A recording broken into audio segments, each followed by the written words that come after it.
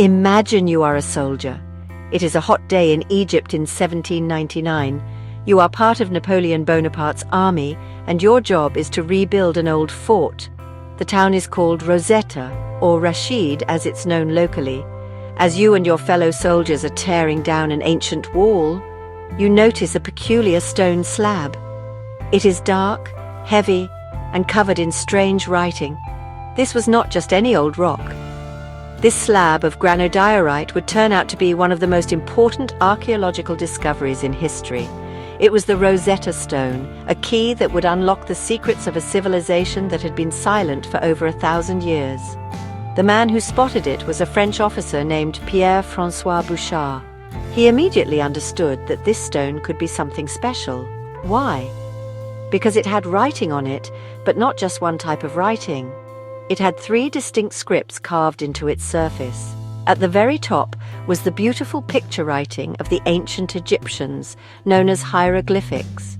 Below that was a different, more cursive Egyptian script called Demotic, and at the very bottom there was a language that scholars of the day could actually read: Ancient Greek. This was the clue, the magnificent hint that this stone held the same message written 3 times over. The stone itself is a fragment of a larger stela. The text inscribed on it is a decree, a royal announcement made in Memphis, Egypt in 196 BC. It was issued on behalf of King Ptolemy V. The decree praises the young king for all the good things he had done for the priests and the people of Egypt. It talks about cancelling taxes and releasing prisoners. To show their gratitude, the priests declared that a statue of the king should be set up in every temple. The decree also stated that this announcement should be written in the 3 languages of the time: the language of the gods, hieroglyphics, the language of documents, demotic, and the language of the Greek rulers. This was an incredible stroke of luck. For centuries, people had marveled at the hieroglyphics covering the temples and tombs of Egypt. They were beautiful and mysterious, but no one knew what they meant. The knowledge of how to read them had been lost for more than 1,400 years. The last known inscription was from the 4th century AD. After that, the meaning of these pictorial symbols became a complete puzzle. Scholars made wild guesses about them. Some thought they were magical symbols or secret codes. But without a guide, a translation key, there was no way to know for sure. The Rosetta Stone, with its parallel texts, was that guide. After its discovery, the Rosetta Stone became a prize. The French who found it were very proud of their discovery. They knew it was important and took it to Cairo, where Napoleon had established an institute for science and art. But history had other plans. In 1801, the British Army defeated the French in Egypt. As part of the surrender terms laid out in the Treaty of Alexandria, the British demanded that the French hand over all the ancient artifacts they had collected. The French scholars were heartbroken. They tried to hide the stone, but the British knew all about it and insisted it be given to them. The stone arrived in Portsmouth, England in 1802. It was presented to King George III, who then donated it to the British Museum. It has been on display there almost continuously ever since, becoming the museum's most visited object. But possessing the stone was one thing, understanding it was another entirely. Immediately, scholars across Europe began to work on it. They made copies of the inscriptions and sent them to universities and libraries. A great intellectual race began. The challenge was immense: to use the known Greek text to unlock the 2 unknown Egyptian scripts. Who would be the first to crack this ancient code and read the words of the pharaohs? The first steps were slow and difficult. The Demotic script, the second text on the stone, seemed a little more accessible than the hieroglyphics. A French scholar named Antoine Isaac Sylvestre de Sacy and a Swedish diplomat named Johann David Ackerblad made some early progress. They managed to identify some of the proper names in the Demotic text by matching them to the names in the Greek, like Ptolemy and Alexander. This was a crucial breakthrough. It proved that some of the symbols in the Egyptian scripts represented sounds, just like the letters of our alphabet do. But they struggled to get much further. Meanwhile, an English physicist and polymath named Thomas Young also joined the race. Young was a genius who was interested in everything from light waves to medicine. He approached the Rosetta Stone like a puzzle.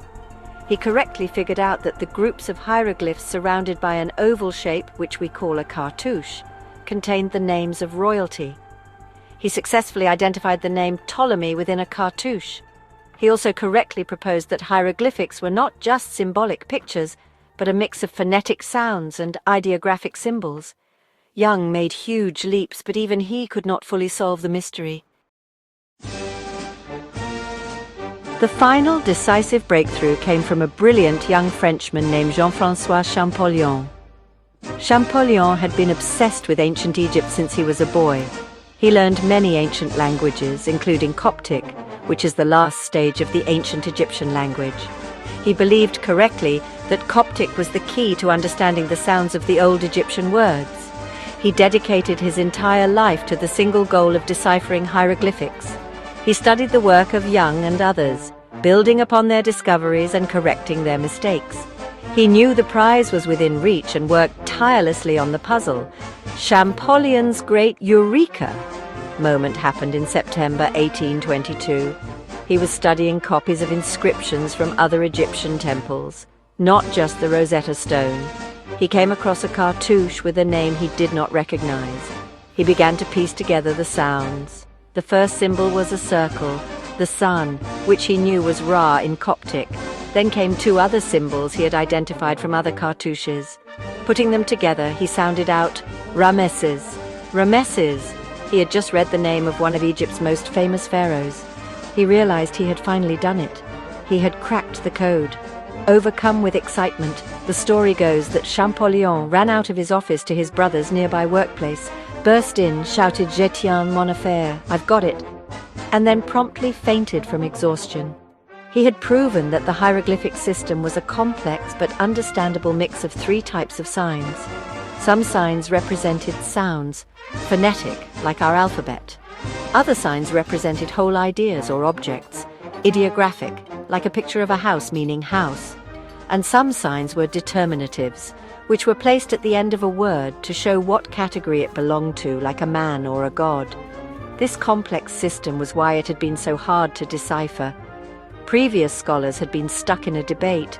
Were the symbols sounds or pictures? The answer, as Champollion discovered, was that they were both. It was a hybrid system. Using his new understanding, he was able to translate the entire hieroglyphic portion of the Rosetta Stone. He published his findings and laid the foundations for the modern study of the ancient Egyptian language. The race was over, and Champollion was the victor. The voices of the ancient Egyptians, silent for so long, could finally be heard again. The decipherment of the Rosetta Stone was a turning point. It was like finding a magical dictionary for a lost language. Suddenly, the study of ancient Egypt, or Egyptology, was transformed from a field of guesswork into a true academic science. Before Champollion, historians could only learn about the Egyptians from what others, like the ancient Greeks and Romans, wrote about them. Now, for the first time, the Egyptians could speak for themselves. Scholars could read their stories, their poems, their religious texts, their shopping lists, and their royal decrees directly from the monuments and papyri they left behind. This new ability to read hieroglyphics opened up a whole new world. The history of Egypt, which had been a vague timeline of dynasties and kings, became filled with detail and personality. We could learn about the reigns of pharaohs like Tutankhamun and Rameses the Great from their own inscriptions. We could understand their religious beliefs by reading the Book of the Dead. We could learn about the daily lives of ordinary people by reading their letters and legal documents. The Rosetta Stone gave us direct access to 3,000 years of history, just as it was recorded by the people who lived it. Today, the Rosetta Stone remains an icon of discovery and understanding. It symbolizes the effort to connect with the past and the power of human intellect to solve great mysteries. While its text, a rather dry administrative decree, is not exactly a thrilling story, its importance cannot be overstated. It was the key that unlocked an entire civilization. Its fame is so great that its name has entered our language. We use the phrase Rosetta Stone to mean any clue that is critical to solving a difficult problem or mystery. It is a testament to how one object can change our view of the world. The stone is still housed in the British Museum in London, where it continues to fascinate millions of visitors each year. It is a powerful reminder of a great intellectual adventure and the bridge it created between our modern world and the magnificent civilization of ancient Egypt. While Egypt has requested its return, the stone remains in London, a silent witness to its own incredible story, from a forgotten slab in a crumbling fort wall to the most famous stone in the world. It unlocked the secrets of the past and in doing so secured its own legendary status for all time.